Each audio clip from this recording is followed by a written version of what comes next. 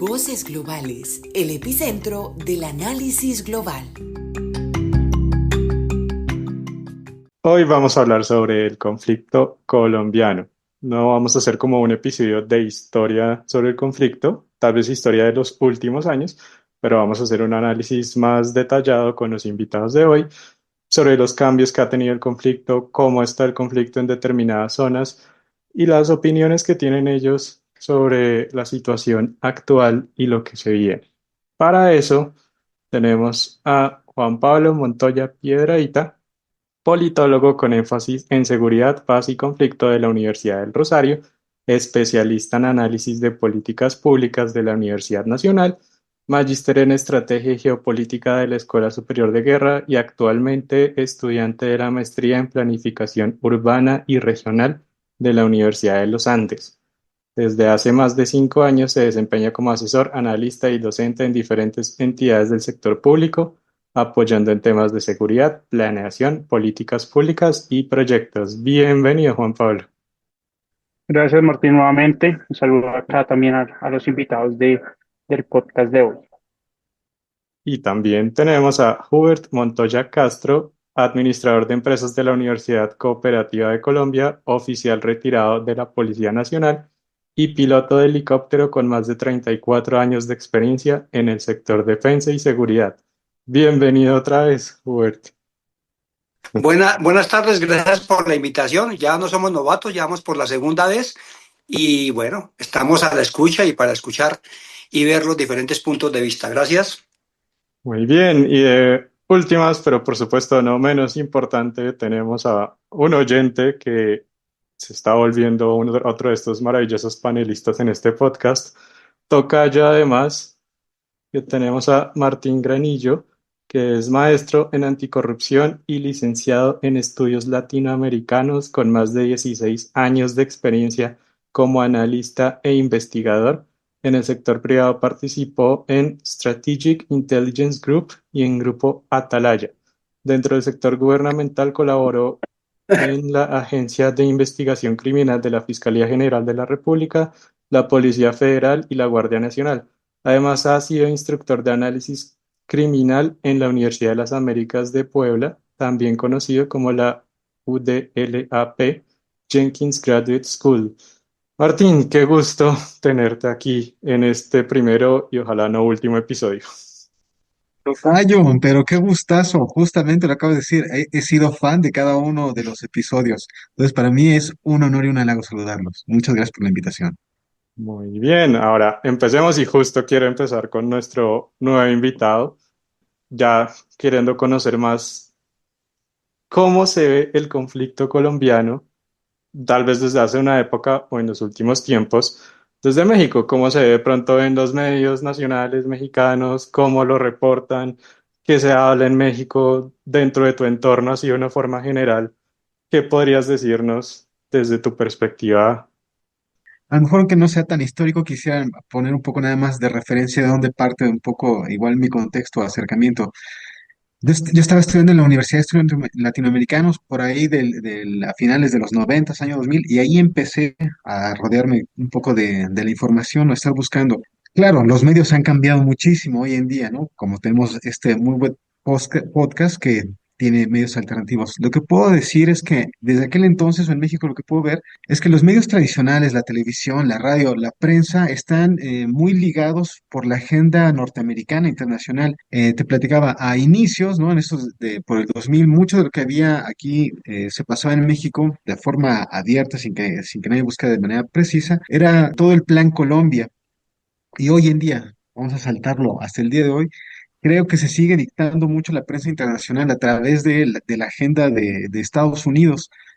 Si bien hay muchos grupos dentro de Colombia, creo que a partir de la llegada de Trump y esta declaración que tuvo el pasado 20 de febrero de declarar como organizaciones terroristas algunos grupos criminales, no metió en este momento a nadie de Colombia. Sí metió, por ejemplo, bueno, que sea originario de Colombia. Sí está el Tren de Aragua, que es de Ecuador y tiene actuación, pero entonces, como te decía, ahora, antes se veía, estaba como muy vislumbrado, había mucho ojo a todas las actuaciones que había, la violencia en la zona, las cuestiones de conflicto. Desde ahora pareciera que se ha relajado, que todo está en aparente calma, ¿no? Un poco más tranquilo. Incluso en la prensa aquí mexicana, a últimas fechas, la semana pasada estuvo por aquí Juan Sebastián Marroquín, el hijo de Pablo Escobar, y estuvo dando distintas conferencias en estados de aquí de México, en universidades, incluso para policías y en diversos centros de prisión, sobre su proyecto de pacificación y algunas de las perspectivas que él tiene. Entonces, un poco la sensación desde aquí lejos es que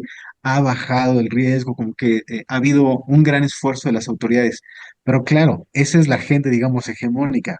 Y es lo rico, pues, de este podcast y de todos los invitados es escuchar y hacer común un ojo crítico. ¿Cuáles son estos puntos a afinar en cada zona?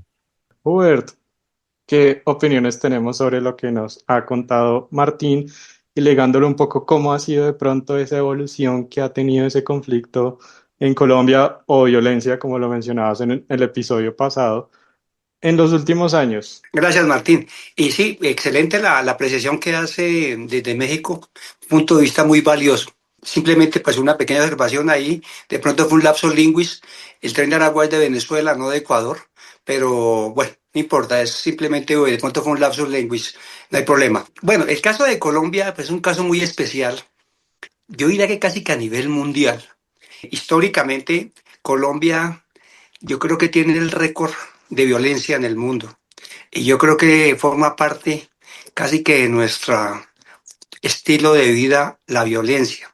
Si vemos la historia, y ahí sí me voy a agrandar un poquito más, pero podemos ver que en el último siglo, 100 años, un poquito más, por allá desde la Guerra de los Mil Días, hemos tenido como unos 7, 8 episodios, picos de violencia tremendos. Sube la violencia, baja. El pico más alto de violencia que tuvimos del conflicto en Colombia, porque como digo, no es guerra, sino es un problema de violencia que hay tan tremendo. El pico más grande pues lo tuvimos más o menos a principios de este siglo. Así lo dice pues la historia, las investigaciones que han hecho. Ahí empezó a menguar y creo que tuvo un cambio considerable desde cuando, digamos, se empezó a hacer una aproximación ya más cercana, por ahí en el 2014, en la segunda reelección de Santos, cuando se hizo la aproximación ya que estaba próximo el acuerdo con la guerrilla de las FARC en esa época. Yo creo que ahí empezó a hacer una disminución considerable de la delincuencia y también de algo de tranquilidad. Recordemos que pues la seguridad es una sensación. Medirla, pues hay muchos puntos de vista, entonces, pero la sensación es uno de los puntos que se tiene en cuenta. Entonces, digamos que a lo largo y ancho del territorio hubo como algo de tranquilidad y yo creo que esa tranquilidad estuvo por ahí como hasta el 2000 más o menos, 2017. Ya después del acuerdo, bueno, regular o malo, cada quien lo ve desde su punto de vista.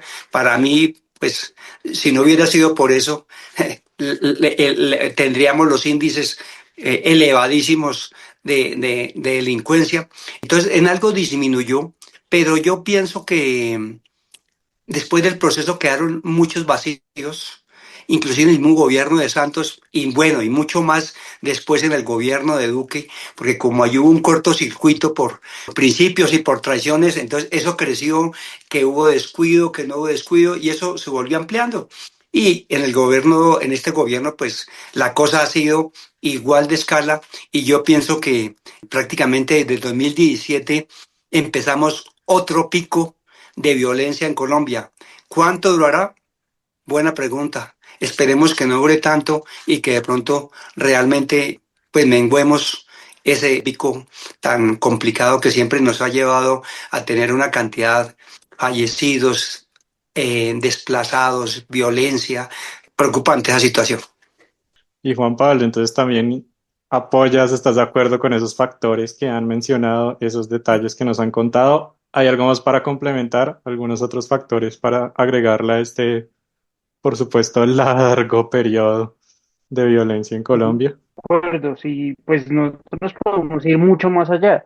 Y esa es una de las uno de los libros mucho más atrás, desde la época de la conquista, y creo que es algo muy también de cómo se dio el fenómeno, no solo en Colombia, sino también en México, cómo llegaron, pues en su momento, tanto al Imperio Español como al Imperio portugués, británico, pero principalmente aquí en las colonias españolas, cómo se dio ese proceso de conquista. Bueno, hay muchos más allá de la leyenda negra, pero justamente la recomendación que abordaré al final en ese libro era explorar desde esa época cómo se ha dado la violencia en Colombia y lo que hablábamos, y varios autores afirman, y yo estoy de acuerdo con eso, han sido muchos ciclos, muchas capas, lo hablábamos, han habido diferentes capas, entonces, que la conquista, luego que los procesos de independencia en el siglo XIX, los procesos de las guerras civiles, que ahorita lo acabo de mencionar acá el invitado, pero justamente aquí hablamos de diferentes ciclos ya en el siglo XX, desde la violencia política hasta lo que tenemos hoy en día. Entonces vemos la violencia política entre liberales y conservadores, que justamente luego un acuerdo político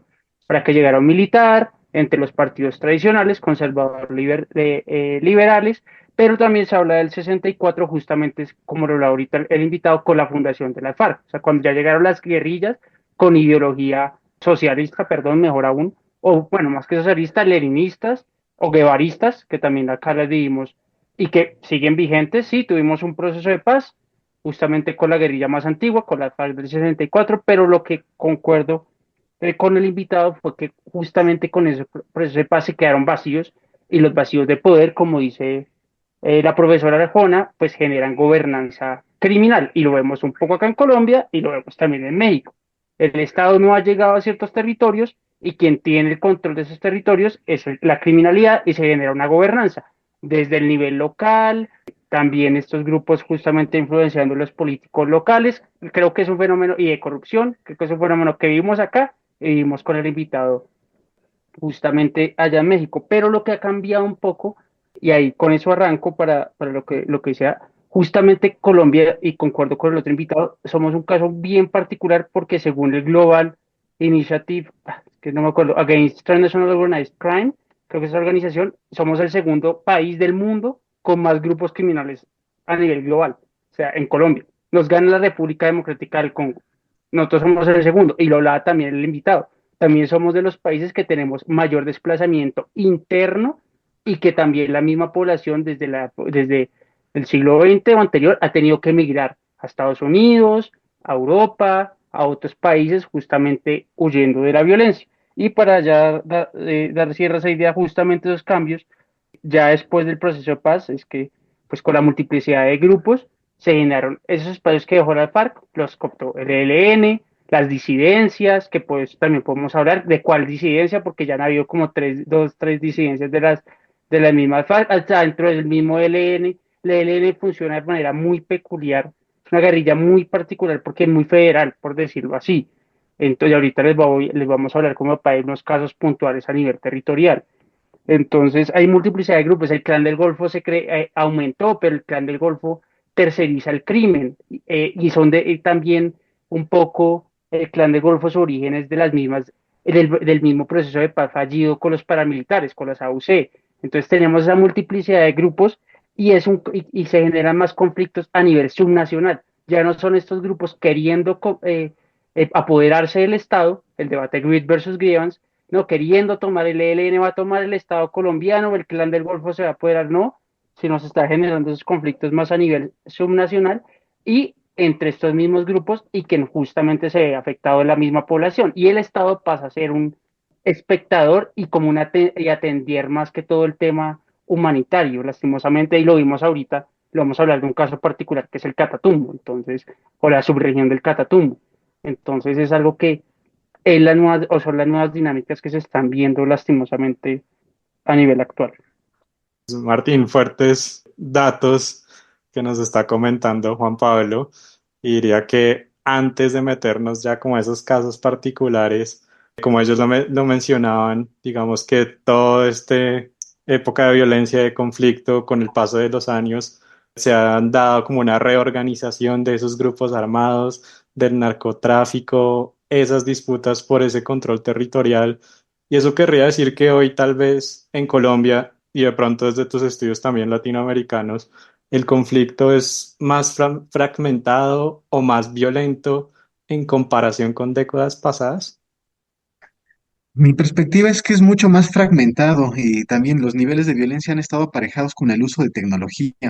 platicaban un poco en el episodio anterior, los drones que también ya están usando son devastadores, ¿no? Tuvieron antes todas estas cuestiones minas antipersona, ¿no? Previamente. Pero una cosa que me llama la atención, si bien se va fragmentando, hablando de estos casos comparativos que, como bien decía Juan Pablo, igual en México hay muchísima corrupción y también permite ganar estos espacios al crimen organizado, es que en México, a diferencia de Colombia, eso es igual, creo que es un caso muy significativo.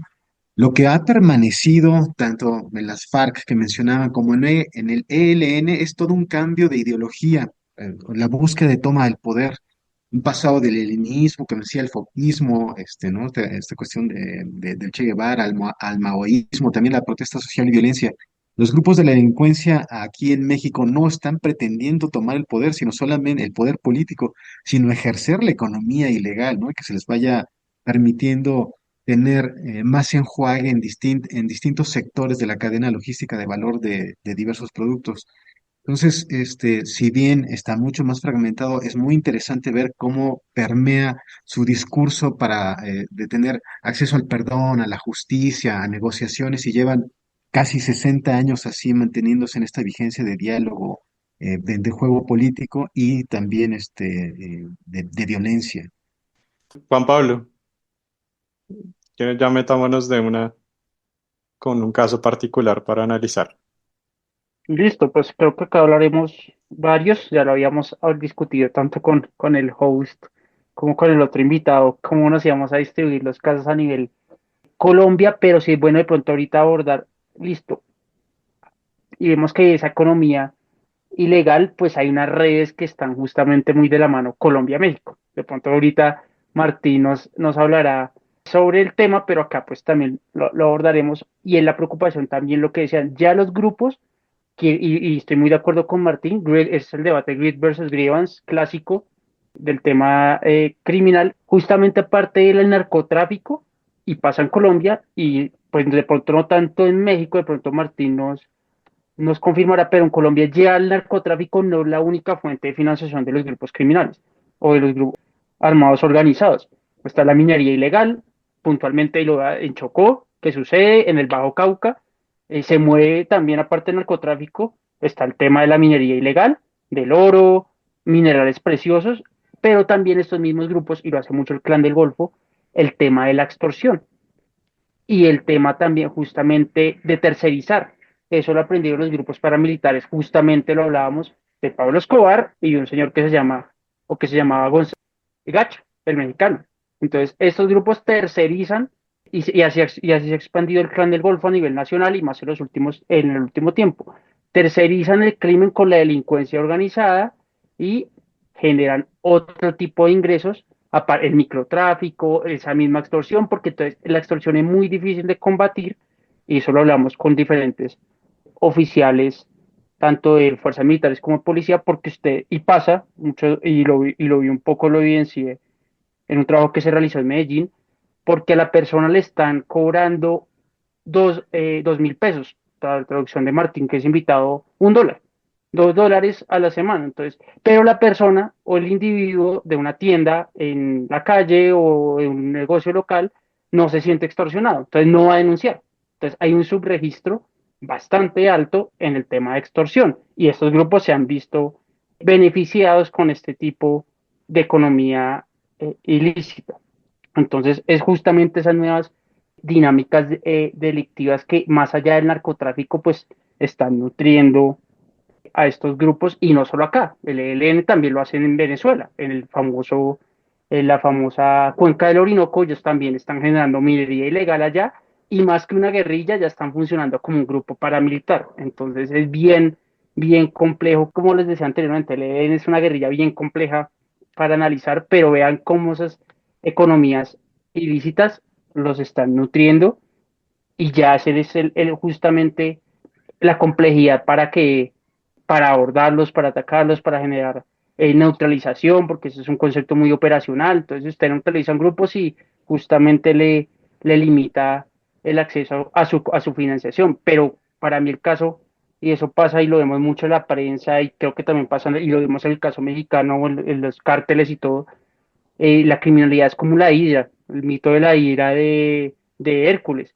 Entonces usted le quita la cabeza, sí, capturamos al cabecilla, al líder, al cabecilla o al líder del cártel, y sale otra, y continúa el grupo, y continúan estando presentes. Entonces así ha pasado y usted lo ve en los medios. Captura del segundo comandante, o el segundo cabecilla, o el jefe de finanzas, pero el grupo sigue. Entonces, ¿qué está pasando? ¿Cómo lo está abordando el Estado? ¿Qué de verdad se está haciendo para solucionarlo? Y ahí cierro con eso justamente para ahorita abordarlo. Más allá del debate de la garrota y la zanahoria, porque también vemos que, listo, combatir los grupos, pero también es complejo llegar al territorio y más en estos territorios tan complejos de difícil acceso que ahorita profundizaremos y ahorita daré un caso de Chocó que me impactó bastante el año pasado en Quibdó. Me lo comentaban allá en Quibdó un compañero que es de Boja, pues sí, es de Bojayá, que sabemos que también fue una población víctima tanto de su momento de las FARC como de los paramilitares. Allí hubo una famosa masacre y hubo muertos y eso fue a nivel internacional, tuvo también un impacto muy grande porque la población se quedó en medio de esa confrontación entre los grupos ilícitos. Entonces, creo que la complejidad que tenemos, y justamente eso lo hace difícil, que ya no es un tema político, sino de grievance, sino es un tema de greed, de codicia.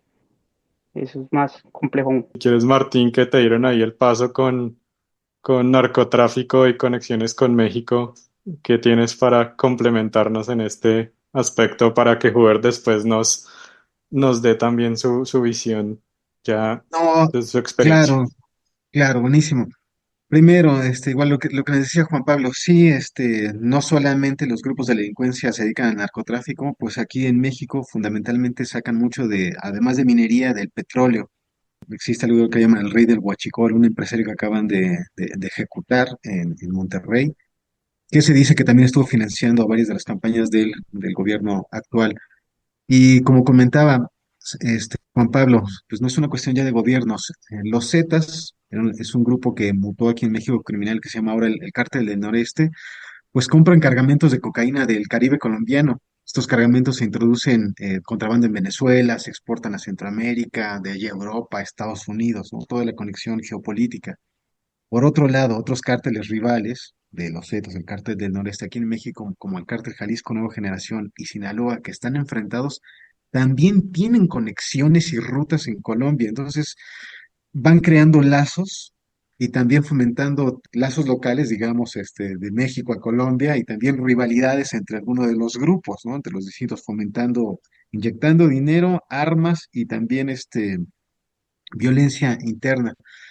Estas rutas que tiene el Cártel de Jalisco, Nueva Generación y Sinaloa, pues son obviamente del Pacífico y lo que hacemos por acá es que salen campos de coca de Nariño, Cauca, de Chocó, como bien mencionaba, y pues apuntando ahora, lanzando un poco la bola hacia Uber, justamente notas o mucho de lo que hay más de este boom es a partir de 2017, una gran cantidad de homicidios. De repente luego se mide mucho la violencia a partir del número de homicidios dolosos y pues Chocó ha tenido grandes números de personas de homicidios a partir de 2017 a la fecha para acá. Entonces, Hubert, con todo lo que ya nos han mencionado Juan Pablo y Martín, y también muy interesado en toda tu experiencia, pues ¿cuál es esa visión Digamos, tuya?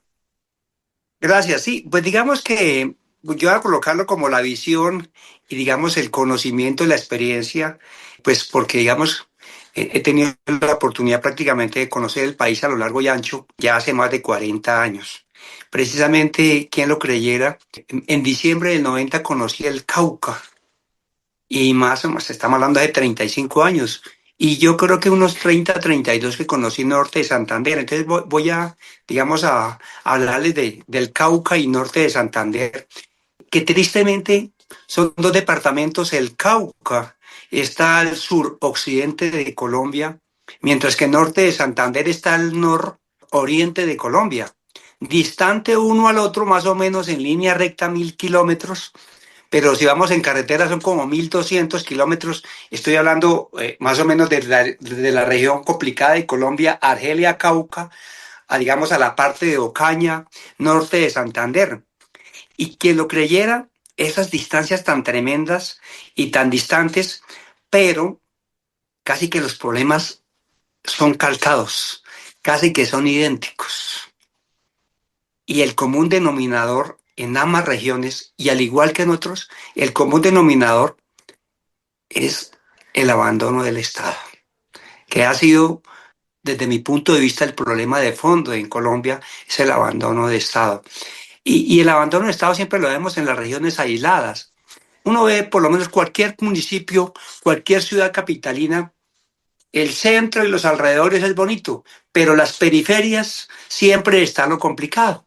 Y eso más o menos pasa en Colombia. Las periferias de los departamentos y del país han estado aisladas de la asistencia real y efectiva del Estado, y eso ha sido aprovechado por los diferentes grupos de violencia, llámese guerrilla, llámese paramilitares, lo que sea. Entonces lo aprovechan porque, pues lógicamente, como hay un abandono del Estado, y la otra situación es que muchas veces los gobiernos creen que con mandar integrantes de la fuerza pública, bien sea por lo general ejército o policía, con eso solucionan los problemas.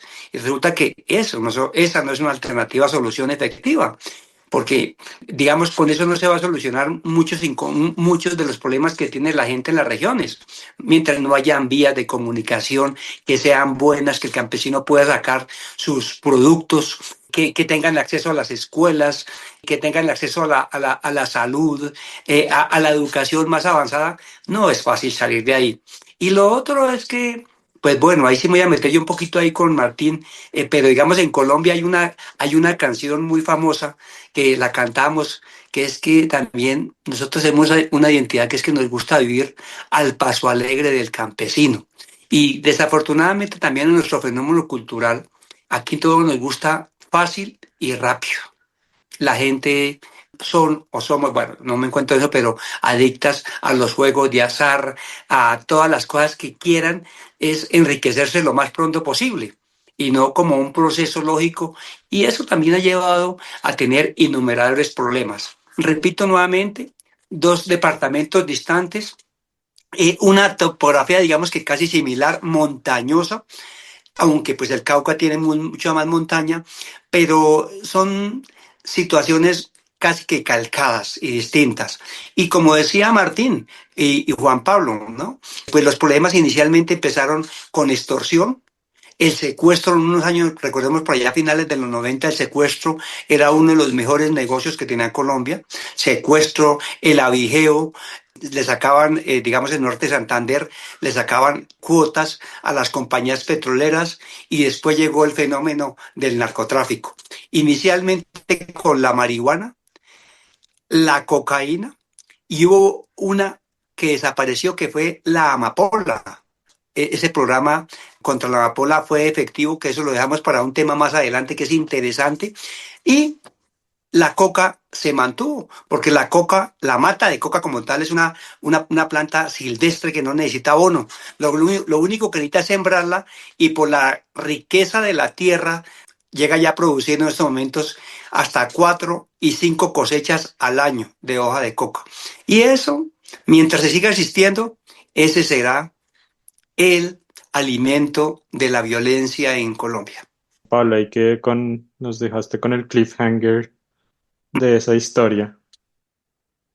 Sí, justamente concuerdo que a nivel de, si usted ve oferta y demanda, o desde un punto de vista productivo, ya lo acaban de decir, la coca da 5, 4, 5 cultivos al año. Por economía no hay ningún cultivo hasta lícito que compita con ella. Por eso también es la dificultad de la sustitución. Y eso lo podemos hablar también en otro episodio más adelante. También acá el invitado anterior conoce muy bien de ese proceso de destitución, conoce muy bien el Putumayo, personalmente también, el proceso también ahorita en Cumaribo, en el Bichada, que es el municipio con mayor extensión de Colombia. Y pues también es muy interesante lo que él habla, de pronto en otro episodio lo hablaremos, sobre que el glifosato sí erradicó el tema de la amapola, que es un opioide. Pero es que nosotros todavía acá en nuestro continente, y eso es también algo de red y de criminalidad transnacional, quien maneja el control de los opioides, pues principalmente es en Asia Central, y los mayores consumidores son los países europeos, y más que todo países desarrollados, los países nórdicos, Alemania, Francia, Europa, tiene un problema complejo de opioides que pues nosotros todavía acá en este hemisferio no hemos sufrido tan a fondo. Pero ya para dar paso a nivel territorial, pues yo ya les había mencionado sobre el tema del Chocó. A veces nos olvida que el Chocó es bioceánico, tiene dos costas. Tiene costa del Pacífico, pero también tiene dos municipios que comparten el Urabá antioqueño en el Caribe, Acandí y Unguía. Tengo pues un poco la fortuna también de conocer esas zonas.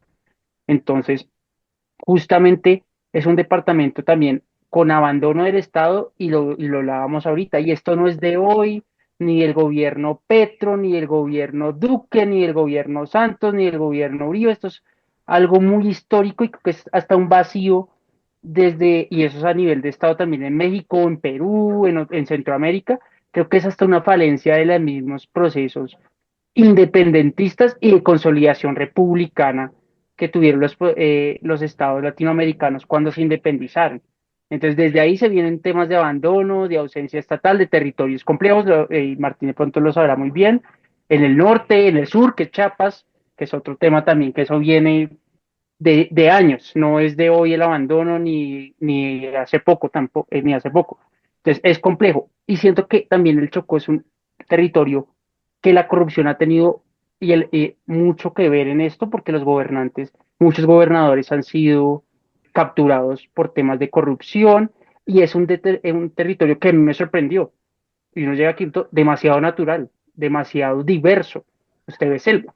Es una ciudad construida dentro de la selva, porque usted ve Quibdó y hay un asentamiento, un barrio a la orilla del río Atrato, a la orilla occidental, pero de ahí para allá usted ve selva y hasta alcanza a ver la serranía del Baudó. Y después de la serranía sigue habiendo selva y costa. Ya usted llega a la costa perdón, la costa pacífica. Entonces, el Chocó, vimos que lo que les comentaba tuvo un tema de la FARC, estuvo el escauce ahí, hubo una confrontación en los años 2000, pero justamente con la salida o con la firma del acuerdo de paz, el ELN y el Frente de Guerra Noroccidental, que es un frente muy poderoso dentro del ELN, dentro de la organización, y como les decía, muy federal, tuvo poder en esa zona, tanto del medio atrato como del alto, lo que es y también la zona del San Juan. Y justamente también con ese vacío del acuerdo de paz llegó el Clan del Golfo. Como ellos, el Clan del Golfo, ellos mismos se autodenominan Autodefensas Gaitanistas de Colombia. Y desde el 2017-2018 a hoy en día continúan los enfrentamientos por el control del territorio en Chocó entre estos dos grupos. Y justamente, ¿qué ha pasado? Desplazamiento. Hay algo muy particular, y el tema de, si lo han visto en medios y en noticias, los confinamientos. Entonces, que el ELN y el Clan del Golfo piden confinamiento y la población queda totalmente parada. Me tocó el año pasado. Justamente en mi anterior trabajo con una entidad estatal, teníamos que hablar con el litoral de San Juan, municipio del sur del Chocó. Y por el tema del paro armado, los profesionales pudieron ir al territorio, ni el alcalde pudo salir, que teníamos una reunión precisamente con el alcalde. Yo me voy a conectar de forma virtual. Y luego nos tocó un punto medio o un territorio neutro, y fue que los profesionales de Quibdó llegaran a Buenaventura y el mismo alcalde también pudiera llegar a Buenaventura, y ahí yo me pude conectar y se pudo hacer el trabajo por un mismo tema de confinamiento. Pero ya con eso con esta idea cierro, y es justamente lo que les decía el garrote y la zanahoria. Listo, o sea, a veces habla presencia del Estado, claro, en salud, en educación, pero lo que hablamos, una presencia real y efectiva. Y creo que lastimosamente el Estado colombiano ha fallado porque piensa desde la nación llegar al territorio, imponerle al territorio desde la visión de Bogotá y desde el centro. Y pasó, listo. Me contaban allá lo que les decía, un compañero de Bojayá, un municipio, que uno lo ve en el mapa, no es lejos, si usted ve el mapa de Chocó, pero la distancia, el Chocó es gigante, y uno no lo ve así. Y también pasa en México. México es mucho más grande que Colombia, y a veces no lo vemos así, y siendo Colombia también un país extenso. Entre Quibdó, que es la capital, y Bojayá, son 6 horas más o menos en vía fluvial para llegar, y que construyeron un hospital. Claro, llegó el desarrollo o intentar solucionar el tema de conflicto con el hospital, pero ¿qué pasó un tiempo después? El elefante blanco, o para que Martín, el invitado, sepa, pues el hospital se cayó, no fue sostenible. ¿Cómo iba a llegar un mes? Sí, se construyó, se intentó llegar desde el desarrollo, pero no había medicamentos. ¿Usted cómo transportaba los medicamentos a allá? ¿Cómo estaba el tema del personal? ¿A quiénes iba a atender allá? Entonces yo creo que también los proyectos siempre tienen que ser pensados desde el tema de sostenibilidad, y un poco, y lo hablaba con unos oficiales por la experiencia hace unos meses, que me preguntaban, bueno, ¿y la solución qué? Y yo sí, el Estado tiene que apoyar y cofinanciar ciertas iniciativas, pero también las iniciativas tienen que ser desde la base, o sea, desde el territorio y desde la comunidad hacia arriba. Y cómo la comunidad se empodera desde su territorio y desde su contexto, desde su misma realidad. Porque desde lo que les digo, desde el centro podemos pensar cosas muy bonitas o la política pública a veces es muy idealista y pasa en Colombia, es demasiado idealista, piensa que lo va a solucionar todo y lastimosamente la realidad no es esa y por eso falla.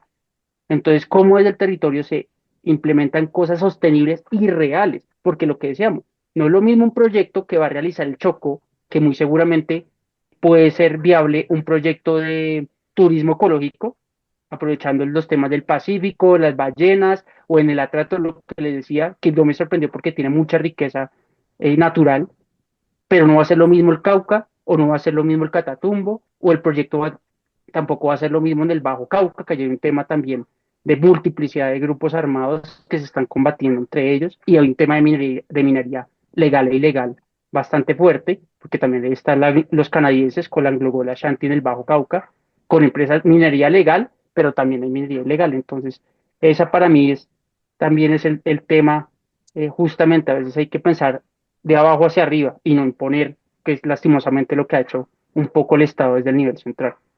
Tocayo, ya Hubert y Juan Pablo nos han contado con mucho detalle y muy bien explicado esos casos como más particulares. ¿Qué piensas de eso y también de pronto cuál podría ser un paralelo que harías como entre la situación en Colombia y de pronto lo que puedes identificar en México? Y de paso, para ir avanzando también, esos retos, aunque pues ya lo han mencionado de a pocos todos, pero detalladamente, y pues para todos va a ser la pregunta, ¿y cuáles son esos retos que tiene actualmente el gobierno? Aunque parezca una pregunta muy obvia, ¿cuáles serían esos retos particulares que tiene en estos momentos? Muy interesante el estar escuchando a tanto Juan Pablo como a Hubert. Hubert muy pragmático, ¿no? Sobre la experiencia y toda la descripción que hizo del territorio y toda la parte del soporte académico que hace Juan Pablo. Coincido, o sea, justamente toda la configuración latinoamericana que tenemos, la falta de todo el centralismo que heredamos desde España y pues no sé si tiene que ver también nuestro determinismo un poco geográfico, la variabilidad de las zonas. Es coincidente aquí en México que las zonas donde hay obviamente también mayor control territorial y mayor producción de opioides, aquí en México se conoce como el Triángulo Dorado, que es una zona de barrancos, de sierra, que obviamente también la propia altura es la que produce que se permita este cultivo, está siempre igual como si hubiera café de altura. Este determinismo geográfico hace que sea mucho más fértil todos estos productos. Entonces, en Chihuahua, es muy interesante aquí esta articulación también internacional. Esto que se llama el Triángulo Dorado es una zona entre tres estados, Chihuahua, Durango y Sinaloa, que es una zona de barrancos. Pero aquí fue un convenio internacional que hizo un presidente hace casi 100 años, Lázaro Cárdenas, que aquí fue muy significativo porque hizo una expropiación petrolera, pues, sacó a todas las empresas norteamericanas y las nacionalizó. Pero fue en el contexto, en estos marcos de las guerras mundiales. Y entonces lo que se hizo fue un convenio. Estados Unidos le propuso al presidente, a cambio de todo esto de petróleo, de las concesiones y no pelearlas, que le ayudara a sembrar opioides para surtir a todos los soldados. Y aquí decidieron hacerlo en los lugares más lejanos, que es la sierra. Y este aislamiento produjo un aislamiento geográfico y también un aislamiento cultural. La mayoría de las personas que viven ahí son grupos originarios que hablan lenguas indígenas y pues no hay conexiones. Incluso hoy en día es muy difícil acceder a ciertos territorios, como platicaba Uber en las distancias. Yo estoy en Chihuahua y al ir de un municipio a otro, si por estas zonas de barrancos, si vas en la avioneta, es que te vas ahí tambaleando, te haces 15 minutos. Si le das la vuelta, te puedes hacer hasta 18 horas. Y no hay un camión, ¿no? Tienes que ir caminando o pedir ride, camión trocero que le llaman nada más a estas bases donde se ponen los troncos que sacan, ir también un rato en cuatrimoto. Sí, ayuda mucho este terminismo y este aislamiento a que se favorezca el descontrol territorial. Y hay algo aquí interesante también que mencionaba Juan Pablo. Yendo hoy en día, si vienen por acá, cualquier persona se acerca a los lugares serranos, pues hay carreteras, meten algunos programas de beneficios sociales, hay algunos pozos de agua, porque algunas zonas no tienen tampoco drenaje, pero curiosamente, ¿quién va a usar las carreteras? Acá en Chihuahua hay Odamis, población Odami, que son pobres, son poblaciones, son nómadas, no son sedentarios. Entonces hay Odamis, hay Rarámuris o Tarahumaras. ¿Ellos usan las carreteras con las camionetas? No, ellos están ahí sacando agua del pozo, o existe algo que se llama la Comisión Nacional de Desarrollo Indígena, que les pone casas y escuelas para que lleguen ahí a estar, de ser nómadas, a ponerlos en un sistema sedentario, a tomar clases.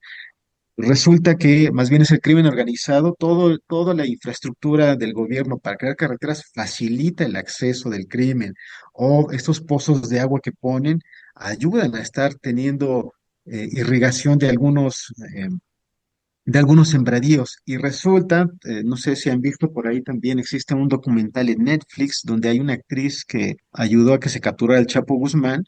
Tuvieron una cita, y eso ahí lo comenta, cualquiera lo puede ver.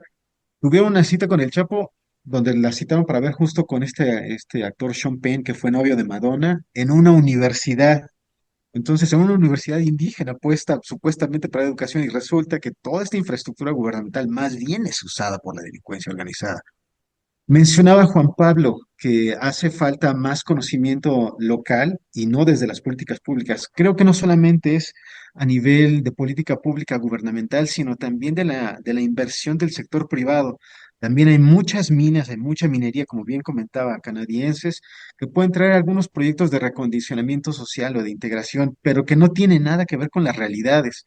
Por ejemplo, igual ahí en Chihuahua metieron muchísimos gasoductos y les daban como programas sociales, canchas de fútbol, de básquetbol, cosas que pues no juegan, no forman parte de su cultura. Al escuchar estos dos es muy interesante ver cómo se puede repetir nada más ahorita, tanto en Colombia como en México, y seguramente en distintas zonas donde sea fértil para estos cultivos también deben de estar aislados. Entonces, regresando igual o intentando reconectar con estas notas que veíamos, que platicaba desde 2017, que he visto más, que ha incrementado los auges de homicidios, hubo un ejercicio, saqué algunas notas de distintos medios colombianos y generé una capa de información para mapearlos. Y resulta sí que todos los homicidios están en lugares muy lejanos, no están dentro de los centros. Y también empecé a ver algunas variables. Me di cuenta que, por ejemplo, los caparrapos son los responsables del 100% de homicidios de víctimas que son miembros de algún partido público y de alguna organización comunal. Entonces, esto pues parece más estar ligado al desplazamiento forzado que estaban mencionando. Y por otro lado, las FARC son responsables del 90% de homicidios a excombatientes. Entonces, pareciera que igual están silenciando a las personas, ¿no? Esta violencia, esos fenómenos violentos obedecen a diferentes movimientos, acciones, pero pues que afectan al conjunto de la población. Joder, ya última pregunta para ir a las conclusiones después, y pues para Juan Pablo será la misma. Esos retos que identificamos, dos, tres retos que tenga actualmente el gobierno, los principales para tratar el conflicto. Yo pienso que, oye, primero hago un paréntesis, cuando estaba Martín desde México haciendo la descripción geográfica de su país, yo me lo estaba imaginando aquí en Colombia, muy parecidos. Realmente el abandono y a veces las facilidades de comunicación entre pueblos no es fácil. Y eso ayuda indudablemente a los grupos de violencia. Me estaba así haciendo un símil, pero muy, muy parecido. Excelente la observación que hizo allá entre el transporte de un punto a otro punto en avión. Si por allá llueve, por aquí no escampa, es más o menos muy similar. Bueno, pienso que los retos, caramba, es muy complicado. Y yo pienso que tenemos que cambiar paradigmas, pero tenemos que cambiar paradigmas todos. Yo pienso que el punto de vista es que seguir manejando el país desde la Plaza de Bolívar no es fácil. En la Plaza de Bolívar Desde la Plaza de Bolívar se pretende solucionar todos los problemas, salen todas las leyes, salen absolutamente todo. Y una cosa, inclusive, para no ir muy lejos, Bogotá, una cosa es manejar las problemáticas en las cruces allá al lado de la Plaza de Bolívar, otra cosa es manejarla en Chapinero, otra cosa es manejarla en Unicentro y otra cosa es manejarla en Ciudad Bolívar y Kennedy. Y tristemente siempre pretendemos hacer todo desde el centralismo. Y igual pasa en Colombia. Es muy distinta implementar una norma e irla a implementar en la Gabarra Norte de Santander o en Argelia Cauca, donde la cultura es totalmente diferente. Pienso que ya podemos decir que el próximo gobierno, porque este gobierno ya se pasará a la historia, pero pienso que ya iniciando el proceso de elecciones, los dirigentes y los líderes del país, yo pienso que se deben enfrascar más a escuchar a las comunidades. Y como decía Juan Pablo, o como decía Martín allá, colocarle una cancha de baloncesto con tablero de fibra estilo NBA en la Argelia Cauca, pues no es la solución. Sería la solución, pero por allá cuando ya tengamos colegios y universidades. Pero si no tenemos lo básico, pues no es muy fácil. Entonces, pienso que debemos de empezar a escuchar a la gente y a solucionar los problemas, pero en forma efectiva y sobre todo en forma sostenible, que es lo que le ha faltado a Colombia. Siempre hacen una cosa, como decimos en el argot nuestro, para tramar, para la foto, para la parte mediática, pero la sostenibilidad no hay. Vea el caso que comentaba Juan Pablo en Bojayá. Hacen un hospital, pero no hay sostenibilidad. Los equipos médicos toca actualizarlos, toca hacer una logística de la parte de los medicamentos, de todos los utensilios que se necesitan en un hospital, de la parte de personal. Y desafortunadamente, mientras no haya eso, difícilmente podamos tener alternativas de solución efectiva. Ah, perdón, y para completar, ¿no?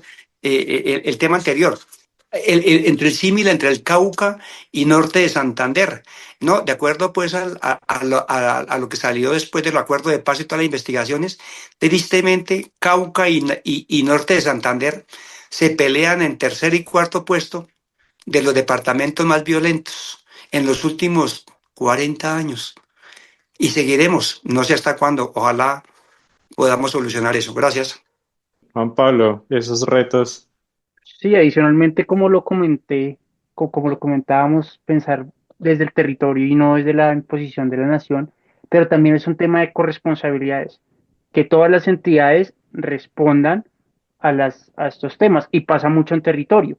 Sabemos que, listo, una capital, Bogotá, Medellín, Cali, tienen los recursos, pero el 80% del país, de los municipios, son de quinta y sexta categoría, es decir, municipios con poco presupuesto, con poca población, y pasa justamente en estos territorios alejados, puntualmente el Chocó. El Chocó, sabemos que hay una cabecera municipal, pero a su vez el municipio, la cobertura con la zona rural tiene otro nombre o tiene sí, otra denominación. Ellos la denominan de diferentes, otro nombre y cómo se congrega la municipalidad. Entonces es bien difícil y más que a veces se piensa solo en el casco urbano, pero lo que les digo, muchos de estos municipios en su mayoría son, o los problemas pasan a nivel rural, o el homicidio, y me lo han dicho mucho desde policía, el caso fue a nivel rural, pues no hay un tanto el registro, o para que llegue la denuncia y llegue el caso a nivel, a la cabecera, pues se puede demorar. Pero ya retomando ahí el hilo, justamente estos municipios pasa y es que es la Secretaría de Gobierno o el alcalde quien asume, claro, yo solo el alcalde es el principal respondiente en estos temas, hasta el nivel constitucional, pero también las demás secretarías deben involucrarse y pasa mucho, y lo hablaba ahorita, el año pasado que hubo unos nuevos mandatarios locales, que estos temas de seguridad solo lo asumen las secretarías de seguridad de gobierno.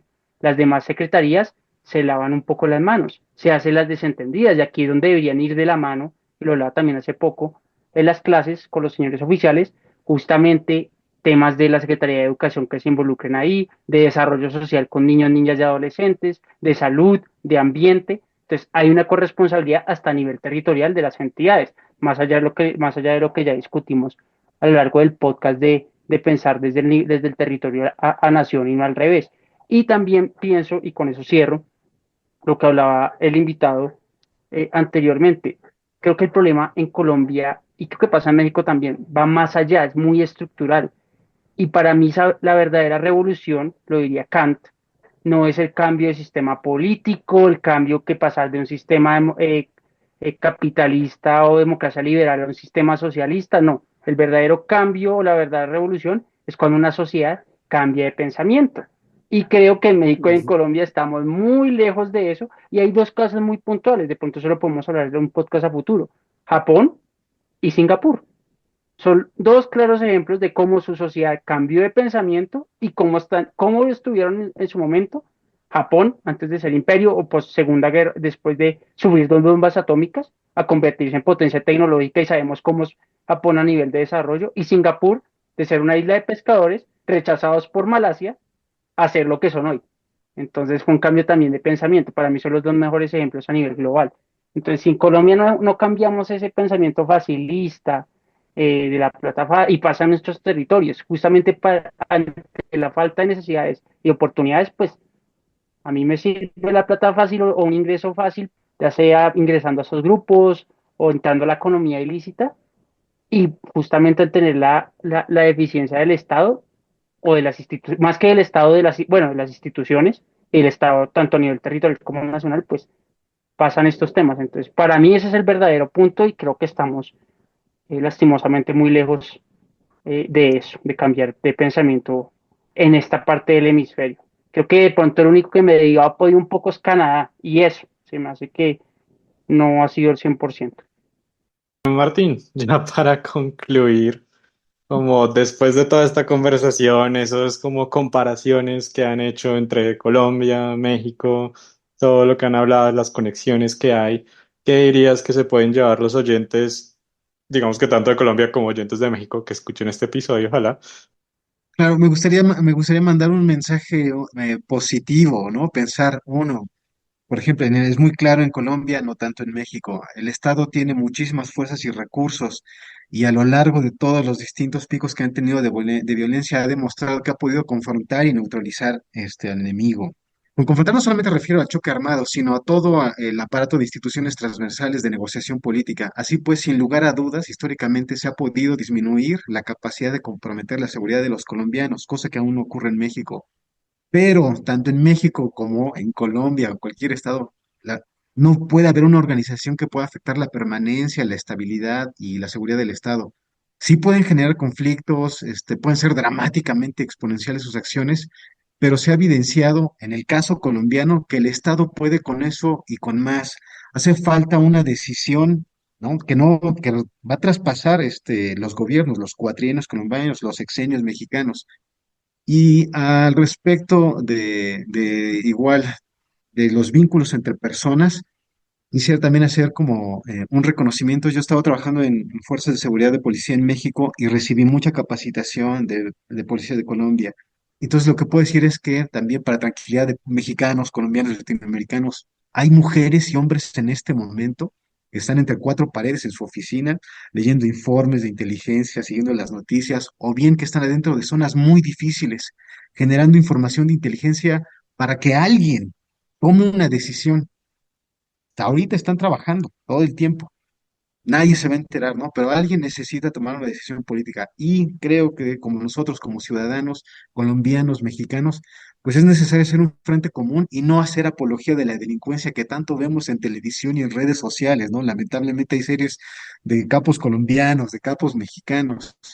Entonces es necesario seguir protegiendo el hacer mexicano, el hacer colombiano, el hacer latinoamericano. Y creo que este podcast ayuda a ello, ¿no? Estamos intercambiando mensajes y formando un nuevo frente, buscando abrir esperanza. Muchas gracias. Bueno, interesante el tema. Simplemente pues esperemos que esta gran ayuda que está liderada por Martín Díaz pues llegue a gran parte de los líderes colombianos, mexicanos y ojalá de otros países, que es lo que esperamos, que de pronto escuchen otros puntos de vista diferentes. No somos dueños de la verdad, pero por lo menos tenemos algunos puntos de vista que podían de pronto comparar, investigar y llegar a mejores puntos de vista para dar soluciones efectivas a los N de problemas que tienen nuestros países. Esperemos que sea así. Problemas los tenemos en todo lado. Yo creo que eso forma parte de nuestra parte humana, todos tenemos inconvenientes, pero el problema no está en los inconvenientes, sino en la facilidad y en la agilidad con que le colocamos alternativas de solución. Y creo que así como hay veces uno soluciona algunos problemas personales en forma expedita, otros se demoran, yo pienso que los estados deben hacer lo mismo, pero ojalá en forma lo más expedita y lo más efectiva posible. Esperemos que lleguemos hasta allá y que de pronto no les sirvamos como una base de datos para que tomen decisiones. Gracias, Martín. Y gracias Súper. a Martín desde México. Juan Pablo, No, ya, exacto, ya lo dijeron. Hay gente que está trabajando en eso, o personalmente, y también alguien aquí, a quien estuvo acá, quien estuvo ahí al pie del cañón, como decimos nosotros, en el frente de batalla también. Hay personas que lo hacen todos los días. Ellos, es un trabajo que las fuerzas militares y de policía es 24/7, 24 horas, los 7 días de la semana, pasa acá en Colombia y pasa en México. Y como se los digo a mis estudiantes, que es un tema de admiración y de vocación, que lo hablaba con mi padre, y creo que es un poco también a nivel personal.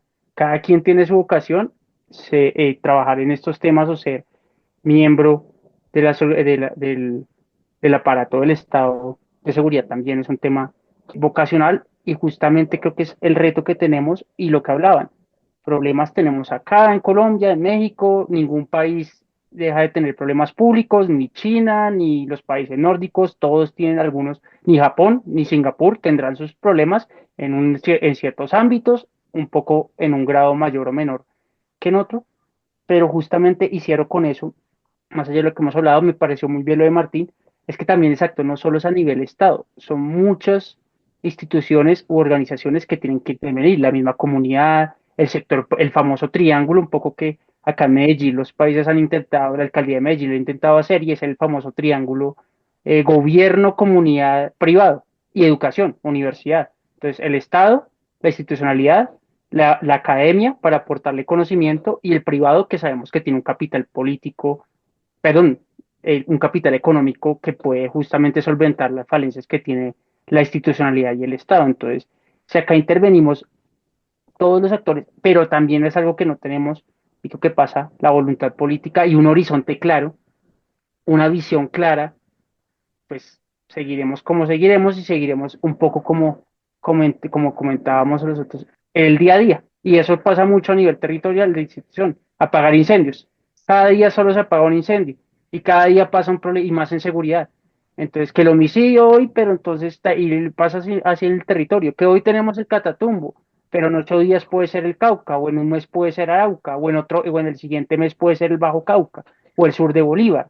Entonces, nosotros en la ONU teníamos una teoría y con eso cierro, y es que es como un reloj. Los puntos calientes del conflicto en Colombia son como un reloj. Entonces, en un tiempo está uno álgido, luego disminuye y el otro va, y se van como intercalando lastimosamente. Entonces, si acá, como decimos, no intervenimos todos los actores que intervienen en las tomas de decisiones públicas y con unas orientaciones y una visión y unos objetivos claros y sostenibles, pues las cosas lastimosamente continuarán. Y como decíamos, la violencia lastimosamente en nuestro país ha sido diferentes ciclos y no hemos sanado ni de la violencia política, pues todavía, y una violencia del siglo XIX, del siglo XIX y siglo XX y todavía sigue vigente hoy en nuestra idiosincrasia y en nuestro pensamiento o en nuestro ADN. Nuestros abuelos o nuestros padres siguen todavía con esas cicatrices, pues mucho más con los conflictos que se ha venido. Entonces creo que es la conclusión lastimosamente del conflicto, que la violencia continúa y cómo seguirá. Lastimosamente tampoco tenemos la bola de cristal para saber qué puede pasar a futuro. Recomendaciones de la semana.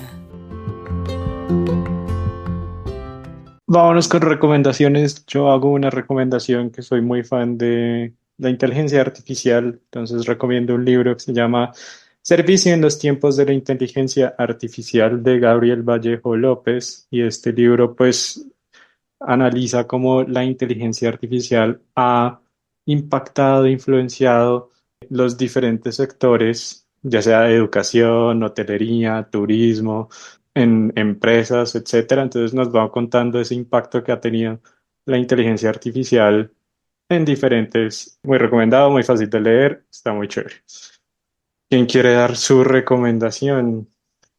Bueno, empecemos con Juan Pablo esta vez. Juan Pablo que siempre nos trae recomendaciones relacionadas al tema, ñoñas y no ñoñas.